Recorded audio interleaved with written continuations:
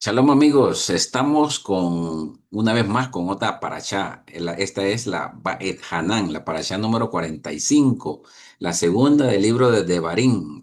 La semana pasada estuvimos hablando un poco de los recuentos y la importancia que mencionaba Moisés sobre recordar el pasado para no volver a cometer las mismas situaciones en el presente o en el futuro, ¿verdad? Aquí las preocupaciones de Moisés para el pueblo que va a entrar, porque están a las puertas de entrar a la tierra prometida. Pero para hablar de este tema, como siempre, tenemos a nuestro invitado especial, el rabino Juan Pablo Sandón. Rabino, bienvenido.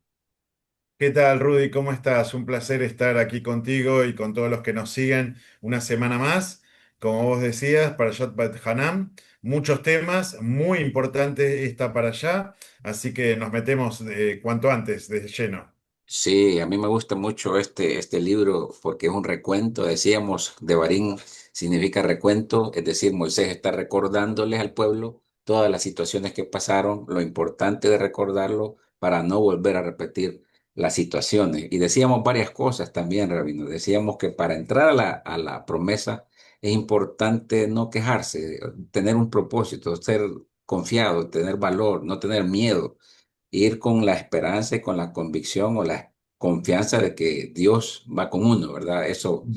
reflexionamos al final de la introducción del libro. Pero ahora que estamos con esta nueva parashá, Rabino, Bait Hanan, ¿a qué se refiere o qué significa esa palabra?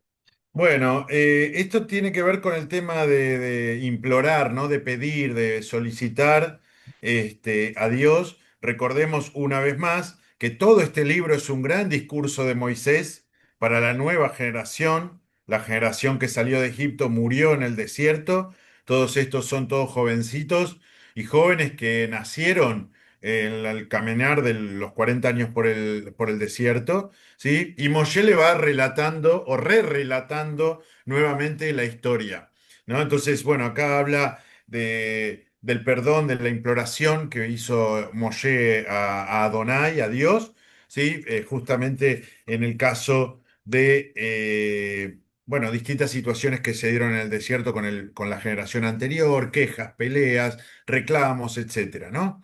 Y bueno. Y aparecen dos partes muy, muy importantes, no me quiero adelantar, y una parte que se vuelve a narrar que es fundamental, ¿no? Sí, sí, se vuelve a narrar. Pero es impresionante, Rabino, que Moisés, un líder espiritual, un líder que se comunicó con Dios por tanto tiempo, por 40 años o más, le suplica a Dios, Rabino, le está contando al pueblo, le dice, no me escuchó Hashem y me dijo, basta, no me hables más de esto. Es decir, Rabino, ¿cómo interpretamos eso? Que Moisés, estando tan cerca de Dios y que le suplique, le implore, porque esa suplicar es diferente a pedir o a orar, Rabino. O sea, ¿cómo vamos a entender esta situación de que Moisés le suplica a Dios y Dios le dije, cállate, ya no me hables más del asunto, hasta ahí nomás, basta? Lo que pasa que, mira, yo creo que la actitud de Moshe no es muy diferente a la actitud de cualquiera de nosotros, ¿no? Ok, Obviamente él, para nosotros los judíos, es el profeta más grande de la historia. Eso le permitía tener un vínculo con Dios que obviamente ninguno de nosotros tiene de forma tan directa. Pero vamos a poner situaciones de la vida cotidiana. A veces nos pasan cosas que todo nos indica que eh, tal evento que deseamos mucho no va a ocurrir. Nuestra mente entiende que el evento no va a ocurrir, nuestro cuerpo sabe que eso no va a ocurrir, y nuestro corazón nos dice que eso no va a ocurrir, y sin embargo seguimos estancados, quejándonos, protestando por algo que ya sabemos que no va a ocurrir, ¿no? Y le pedimos a Dios y le suplicamos, ¿no? Y bueno, a veces cuesta bajar los brazos, no en un sentido negativo, pero sino en un sentido de decir, ok, hay que pasar al próximo paso, ¿no? Y empezar de nuevo con otro resultado, ¿no? Creo que es un poco por ahí la situación que muestra Moshe, que no es ajeno, como dije, a lo que nos puede pasar a cualquiera de nosotros cotidianamente. Bueno, eso por un lado, Rabino, que, bueno, gracias por la aclaración, porque sí, a todos nos pasa, ¿verdad? Insistimos aún sabiendo que no es posible, pero queremos tener, guardar la esperanza, ¿verdad? Pero ese es un ejemplo para nosotros hoy en día. Pero hay otra cosa que quiero resaltar de esto, Rabino, para que nos explique. Por ejemplo, en el 3:23 de Barín 3:23 al 27 dice, y yo supliqué al Eterno en aquel tiempo diciendo, y aquí comienza la oración. Ujú. Eterno Dios, tú has comenzado a mostrar a tu siervo tu grandeza y tu mano fuerte, pues, ¿qué Dios hay en los cielos y en la tierra que pueda hacer conforme a tus obras y conforme a tus hechos extraordinarios? Déjame pasar, te ruego, y veré la buena tierra que está más allá del Jordán, este buen monte y el Líbano. Mas el Eterno se enojó contra mí por causa vuestra y no me escuchó y me dijo, basta, no vuelvas a hablarme de este asunto. Sube a la cumbre de Pisgah, a la colina, y alza los ojos hasta el occidente y hacia el norte y hacia el sur y hacia el oriente y contempla con tus ojos, porque no pasarás este Jordán. Me llama la atención cómo le describe Moisés al pueblo de cómo se dirigió Dios, perdón, cómo se dirigió Moisés a Dios en oración, Rabino. O sea, primero exalta el nombre y reconoce la grandeza de Hashem, Rabino. Menciona que no se puede comparar al Dios o a Hashem entre los cielos y la tierra, no hay ningún otro comparable. Y después viene la súplica. ¿Cómo entender esto, Rabino? Bueno, esto es una técnica de negociación, digamos, ¿no? Que muchos solemos usar. Cuando vos le vas a pedir algo a alguien, que obviamente si vas a pedir un favor estás en desventaja, Sí, ¿no? Empezás con un poquito de adulación sí, al otro, ¿no? De hecho, nuestro rezo cotidiano, yo obviamente esto lo estoy diciendo en palabras un poco graciosas, ¿no? Pero nuestro rezo cotidiano empieza de esta manera. Nosotros, el rezo personal que tenemos en nuestro libro de rezos de cada día, nosotros primero que todo bendecimos a Dios, lo reconocemos, reconocemos su grandeza, nos presentamos como descendientes de las personas, Abraham, Isaac, Jacob, de las personas a las que él bendijo. ¿Sí? Porque justamente después de eso uno en su rezo personal empieza a pedir. Entonces, uno primero tiene que reconocer la grandeza del otro. Ahora, hay otra cosa que también me parece importante de este párrafo que vos citas en relación con lo que yo venía mencionando antes. ¿Sí? Muchas veces cuando nos pasan cosas en la vida que sabemos que no van a ocurrir aunque las deseemos mucho, ¿sí? Eso nos enoja y nos hace perder de vista las cosas buenas que sí tenemos. Y fíjate que este no es el caso de Moshe. Porque Moshe no deja de reconocer la grandeza de Dios y las cosas buenas que Dios hizo, a pesar de que a él le está ocurriendo algo personal con Dios con lo que él no está de acuerdo. Que eso nos pasa a todos en la vida en algún momento, sí, ¿sí? Pero tenemos que tener la capacidad de discernir entre la situación o el momento malo que consideramos que estamos pasando y todas las otras cosas buenas que Dios ha hecho en nuestra vida en distintos momentos. ¿No?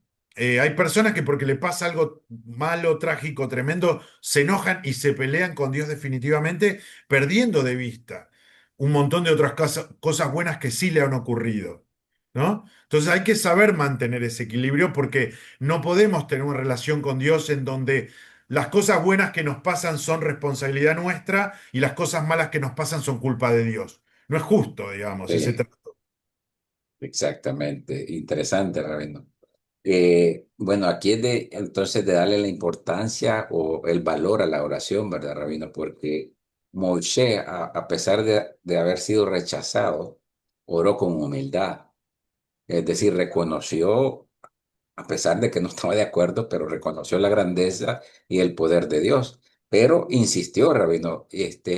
Algunos sabios estaban leyendo que la palabra Baet Hanan tiene un valor numérico de 515, ¿verdad? Y como que fueron las 515 veces que Moisés le pidió a Dios y siempre fue rechazado. Insistente el muchacho. E insistente. Es decir, nunca debemos dejar de orar, Rabino, incluso cuando la situación parece definitiva.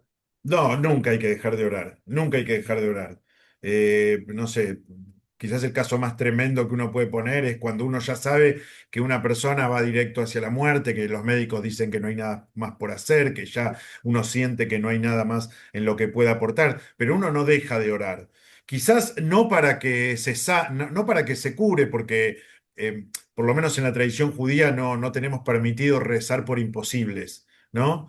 Pero sí para que la persona tenga la fortaleza para transitar el camino que tenga que transitar en cuerpo y alma con la mejor entereza posible. Siempre hay algún motivo para orar, para pedir algo, incluso frente a la situación más adversa.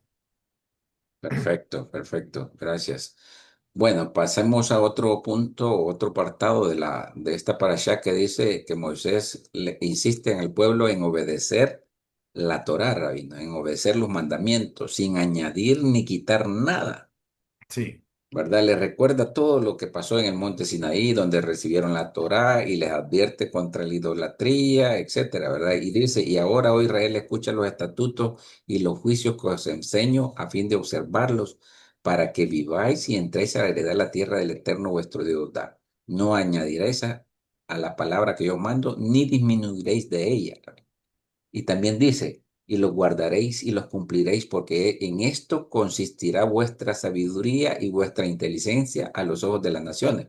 ¿Cómo se interpreta eso, Rabino? Bueno, tiene que ver, obviamente, con la importancia que tiene la Torá para nosotros, ¿no? El judaísmo tiene como ya hemos mencionado en varias oportunidades, las 613 leyes de las mitzvot, y Sí, también tiene muchas otras leyes y prácticas que han desarrollado los rabinos y los sabios a lo largo de los siglos, ¿no? Pero nada puede entrar en contradicción con la Torá. ok, Ninguna práctica, ninguna costumbre que uno realice puede entrar en contradicción con la Torá, porque esta es la base de nuestra fe.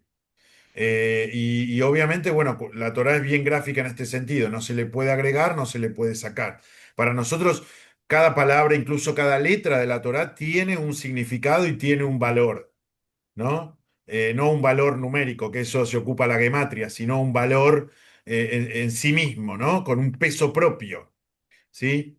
Entonces, para la tradición judía es muy importante que todas las prácticas, todas las costumbres que tenemos diferentes en nuestro pueblo, de acuerdo a cada movimiento, de acuerdo a cada zona geográfica en la que el pueblo judío vivió, todo eso generó diferencias entre los distintos grupos que conforman el pueblo judío, pero nada de eso puede entrar en contradicción con la Torá. ¿No? Si algo entra en contradicción con la Torá, como ha pasado con otros movimientos judíos a lo largo de la historia, ya ese grupo queda fuera de lo que llamaríamos el pueblo de Israel, ¿no? ok, perfecto. Me llama la atención esto de guardar y cumplir los mandamientos. En guardar y cumplir los mandamientos consiste la sabiduría e inteligencia. Es decir, que si al guardar los mandamientos, Rabino, conlleva a obtener sabiduría e inteligencia, y es por eso que se cumple, o por una promesa, o cómo lo... Bueno, obviamente que las mitzvot tienen muchos fines. Uno de ellos es, de alguna manera, refinar nuestro cuerpo, nuestra mente, nuestra alma, ¿sí? Y obviamente al cumplir las mitzvot, y al entender los motivos por los cuales uno los cumple, uno va a adquirir sabiduría. ¿Sí? Esto es inevitable, ¿no? Va a adquirir sabiduría y bueno, es una consecuencia de las prácticas de cumplir las mitzvot, ¿no? La sabiduría. A través de ese camino no solamente llegamos a Dios, sino que además llegamos a nuestro máximo potencial. Sí, perfecto. Yo creo que le mencionaba a usted, Rabino, una de las conclusiones que yo hacía a raíz del cumplir los mandamientos. Es decir, que al cumplir uno los mandamientos lo hace a uno más humano, más sensible, Sí, por más supuesto. comprensivo y más justo para con las demás personas. Por lo Sí. tanto, eso me trae a mí como consecuencia ser más tranquilo, más confiado, vivir feliz, digamos, ¿verdad? Y en ese sentido, pues, yo creo que consiste la sabiduría, ¿no? La inteligencia. Me parece interesante. Pero también le agrega Moisés aquí, dice, no solamente guárdate a ti mismo y guarda tu alma mucho, no sea que te olvides de las cosas que han visto tus ojos y se aparten de tu corazón todos los días de tu vida y las harás conocer a tus hijos y a los hijos de tus hijos. Este es otro mandamiento, Rabino, que hay que enseñar la Torá a los hijos desde pequeño, por eso lo hacen. Sí, bueno, el estudio de Torá es algo para toda la vida. Según la tradición judía, comienza a los 6 años. El niño ya debe saber leer y escribir para poder empezar a estudiar Torá. Obviamente uno desde que el niño nace le muestra a través de la práctica, ¿no? Pero el estudio no es muy diferente a lo que el mundo occidental después implementó como un sistema educativo general, ¿no? A los 6 años los niños empiezan primer grado, por lo general en casi todos los países, se les enseña a leer y a escribir en ese grado o en prepa, digamos, de 5 años, pero por ahí es donde empieza la educación. Y en la tradición judía es absolutamente similar, desde hace ya casi 2000 años. Esto además de lo que dice la Torá, está instruido en el Talmud. Y a partir de ahí, después una vez que asume su adultez, es deber de uno seguir con el estudio de la Torá en forma constante y permanente. Y también veo que en las cenas que hacen los viernes, en Shabbat, Rabino, ahí está toda la familia, los padres, los hijos, y estudian o hacen una reflexión de la Torá. Sí, Y lo mismo en Shabbat, ¿verdad? El sábado por la mañana. sí, Interesante. Bueno, exactamente. después viene las ciudades de refugio, Rabino. Se designan tres ciudades de refugio al este del Jordán donde podían huir quienes mataran accidentalmente a alguien, Rabino. ¿Cómo interpretar Esto eso? es una cosa maravillosa que tiene la Torá, que hay que ponerlo en su contexto histórico, ¿no? Antes de la llegada de la Torá, y esto se puede comprobar a través de los descubrimientos arqueológicos, en la antigua Mesopotamia y en el antiguo Medio Oriente, todas las culturas tenían la ley de que si vos matabas a alguien, la familia de aquel que habías matado tenía derecho a matarte a vos o a matar a algún familiar tuyo, en igualdad de rango, digamos, por ejemplo, ¿no? Si vos matabas al hijo de alguien, ese padre tenía derecho de venir a matar a tu hijo, ¿no? El verdadero ojo por ojo aplicado al 100% real, Sí, ¿no? La Torá trae varias innovaciones en cuestiones de justicia. Una de ellas es lo que los abogados llaman dolo o intención. Si sí, una persona mata con intención, obviamente tiene que tener un castigo acorde a eso. Si una persona mata sin intención, obviamente tiene que tener un castigo, quizás por negligencia o lo que sea, pero no en igual categoría que el que mató con intención, ¿no? Entonces, las ciudades de refugio son espacios en donde, digamos, algo para ponerlo en un contexto moderno, como unas cárceles de mínima seguridad, en donde la persona que había matado sin intención va a vivir ahí por dos motivos. Primero, para pagar su sentencia. Segundo, para que la familia de aquel que fue muerto sienta que hay una justicia, hay una retribución y no caiga en esa venganza de sangre, ¿no? Que haría el mundo en una violencia en loop interminable. Bueno, las ciudades de refugio eran 6 que estaban distribuidas a lo largo de toda la tierra de Israel y se implementaban básicamente para eso. muy buena la aclaración, Rabino. Y bueno, después viene otro tema importante, Rabino. Le repite los mandamientos. Sí. Le repite tal cual lo había dicho allá en otras parashot que lo habíamos visto, pero aquí vuelve otra vez Moisés a repetir los mandamientos tal cual los había dicho allá, ¿verdad? Cualquiera podría decir que este fue otro escritor, vea que allá lo dijo uno y aquí lo dice otro, pero es el mismo Moisés que está dando su recuento de los hechos, ¿verdad? Cuando se dieron. Y luego viene el Shema Israel, Rabbi. Se proclama el famoso versículo Shema Israel, Hashem Elokeinu, Hashem Echad, Rabbi. Háblenos un poco de este contexto, porque lo vimos también cuando se despidió Jacob de sus hijos, Rabbi. Comenzó Sí, y ellos sí, le dijeron, efectivamente. lo mencionaron, y aquí otra Bueno, vez.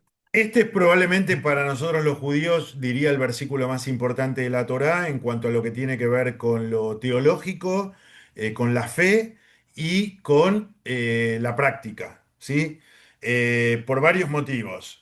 Específicamente el versículo 6:4 de Dvarim, que dice Shema Israel Adonai Eloheinu Adonai Echad, ¿sí? Escucha Israel, Adonai es tu Dios, ¿sí? O Adonai es nuestro Dios, Adonai es uno.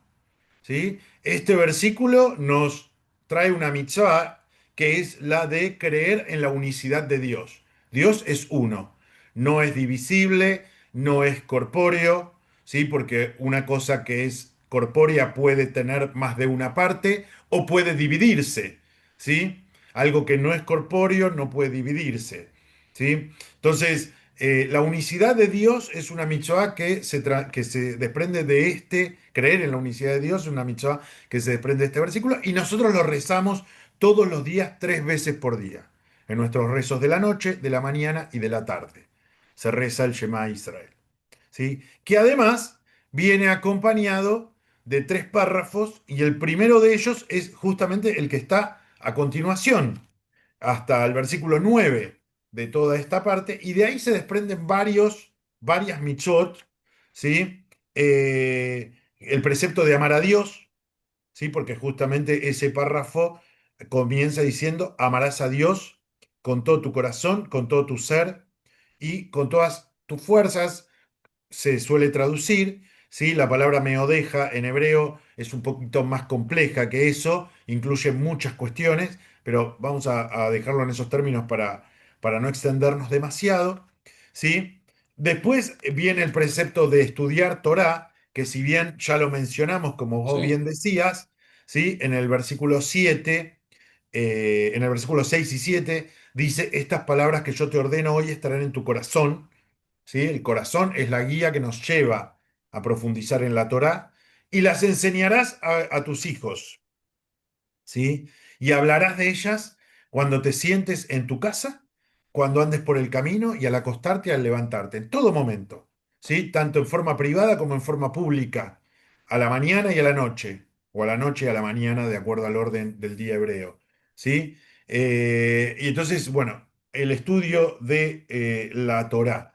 Y después viene alguna cuestión técnica más que tiene que ver con los elementos que utilizamos los judíos para rezar, los tefilim, que quizás mucha gente no están familiarizados con ellos, ¿sí? Que son dos objetos de cuero que ponemos en nuestro brazo y en nuestra frente en el rezo diario de la mañana, que tienen una pequeña cajita en donde hay palabras de Torah dentro de esa cajita. Bueno, también se expresa en este párrafo, ¿sí? Y la colocación de la mezuzá, que también es un objeto que utilizamos los judíos, que ponemos en el marco de nuestra puerta, ¿sí? Como símbolo de la presencia divina tanto adentro como afuera, tanto en lo público como en lo privado, para mantener un comportamiento ético en todos nuestros ámbitos. O sea que en prácticamente 5 o 6 renglones tenemos una cantidad de cosas enorme que tienen probablemente el impacto más fuerte dentro de la vida judía y la práctica cotidiana del judaísmo, ¿no? sí, y el interior de esa mezuzá y de los tefilín que le ponen acá en la frente, rabino, y la mezuzá que le Está este ponen en los párrafo. marcos, está el párrafo ese de Está este Hashemite. párrafo, sí, escrito en hebreo, en un pergamino. Exactamente, sí. Entonces eso es para recordarlo, ¿verdad? Y estar pendiente siempre de la Torá. Muy interesante, Exacto, exacto. muy interesante. Bueno, luego viene la advertencia contra olvidar a Dios, Rabino. Es decir, Moisés les advierte, no vayan a cometer ese error de desviarse, ¿verdad? Recuerden de dónde vienen, la Torah es clave para mantener su identidad y fidelidad y la prosperidad, ¿verdad? Eso hace hincapié Moisés en decirles no se vayan a descuidar de la Torah, ¿verdad? Y luego viene también la conquista y obediencia, Rabino. ¿Por qué? Aquí viene una pregunta que cualquiera podría hacer. Y lo analizamos hace algunas parashot. ¿Por qué se les ordena destruir a otras naciones, rabinos paganas, las que iban a estar ahí en Canaán, donde ellos iban a entrar, van a sacarlas? Y más adelante les advierte Moisés también, si ustedes no obedecen la Torá, le van a hacer lo mismo que ustedes van a hacer ahora con estos pueblos, ¿verdad? Bueno, esto tiene que ver un poco con la teología, con la visión teológica judía del funcionamiento del mundo, ¿sí? Para el pueblo judío, todos los destinos de cualquier pueblo son comandados por Dios, Sí. ¿sí? Sea el pueblo monoteísta o no, ¿sí? Y Dios decide el destino de estos pueblos. ¿ok? Dios decidió que los pueblos cananeos vivan en esa tierra. No es que Sí, ellos la usurparon ni nada. De hecho, la Torá ya lo mencionó varias veces. ¿Ok? Ahora, el vivir en esa tierra es condición de ciertas cosas que estos pueblos no cumplieron y que al pueblo de Israel se le da este mandato, ¿sí? Que es guiarse éticamente de acuerdo a los valores de la Torá, ¿no? Entonces, obviamente, lo que Dios le dice al pueblo es, ok, ustedes tienen que cumplir con esta misión, pero además no es que esto es para siempre. Hay una condición en el contrato que es vivir esta vida, ¿no? Y bueno, obviamente, esa es la parte que le toca al pueblo en su acción, ¿no? perfecto. Gracias por la aclaración. Bueno, entonces, Rabino, quizás ¿cuál podría ser como la enseñanza o la reflexión de toda este Baet Hanan, ¿verdad? Porque hemos visto varias cosas, ¿verdad? El cumplimiento, obedecer la Torá, seguir los mandamientos, cumplirlos, enseñarlos, no olvidarse de ellos, y la oración y la súplica de Moisés, que es lo que vimos, ¿cuál podría ser la enseñanza, Rabino? Yo creo que a nivel global, ¿no? Tratando de trazar un hilo que una todas las cosas que mencionamos, ¿sí? Lo principal es no perder la presencia de Dios en nuestra vida, ¿no? Creo que el Shema Israel como símbolo en el centro de la parashá nos da este mensaje, ¿no? De tener a Dios en nuestra vida, de creer en este Dios único, creador del cielo y la tierra, y después, tomando distintos temas que aparecen, vemos distintas manifestaciones de cómo llevar adelante eso. Tenemos a Moshe en una situación adversa en la cual no pierde la fe, sigue apostando y creyendo a hablar con Dios para poder lograr su objetivo, incluso hasta último momento, ¿no? E incluso cuando Dios le dice no, no pierde la fe en Dios, Sí, sigue entendiendo que Dios tendrá sus motivos, ¿no? Y bueno, también obviamente en lo que tiene que ver con esta lucha que se le encomienda al pueblo de Israel para asentarse en la tierra, ¿no? A veces nos toca luchar para llegar a las cosas nos llueven del cielo, ¿no? Como llovió el maná durante 40 años en el desierto. Dios acompañó y después en un momento uno tiene que hacer el esfuerzo también, aunque Dios acompañe, ¿no? Entonces, tener presente a Dios en nuestra vida y tener muy claro cuál es la idea que tenemos de Dios. Yo creo que el tema de tener una teología personal es fundamental. Uno tiene que saber en qué Dios cree, ¿no? No alcanza con decir yo leo la Biblia, yo estudio. No, no. Uno tiene que saber en qué Dios cree, ¿sí? Y eso puede haber distintas visiones de lo que cada uno piense que es Dios, siempre manteniendo la esencia de que Dios es uno, ¿no? Sin desviarse de ese parámetro fundamental. Pero uno tiene que tener bien claro en qué Dios cree, en qué tipo de Dios cree, porque cuando después te pasan cosas en la vida, buenas o malas, ¿sí? Si vos no tenés bien claro en qué tipo de Dios crees, no sabés cómo manejar esas cosas, porque no tenés una respuesta a por qué Dios puso esas cosas buenas o malas en tu vida, y en qué tenés que hacer con esas cosas buenas o malas que aparecieron en tu vida, ¿no? Entonces, creo que esta es la para allá, bueno, obviamente, como dije antes, teniendo el Shema Israel, de teología fundamental del mundo judío. perfecto, muy claro, Rabino. Entonces hay que orar con confianza, aunque no veamos los resultados inmediatos, ¿verdad? Exactamente. Al menos a Moisés se le permitió verlo. Algo se nos va a permitir a nosotros también. Siempre algo se permite ver, lo que pasa es que a veces estamos tan enojados que se nos nubla la vista. Sí, Y no vemos, aunque sea esa pequeña parte que nos dejaron ver. exactamente. Muy interesante, Rabino. Muchas gracias. Nos vemos en la próxima para allá, Nos Rabino. vemos la próxima semana. Shalom para todos. Shalom a todos.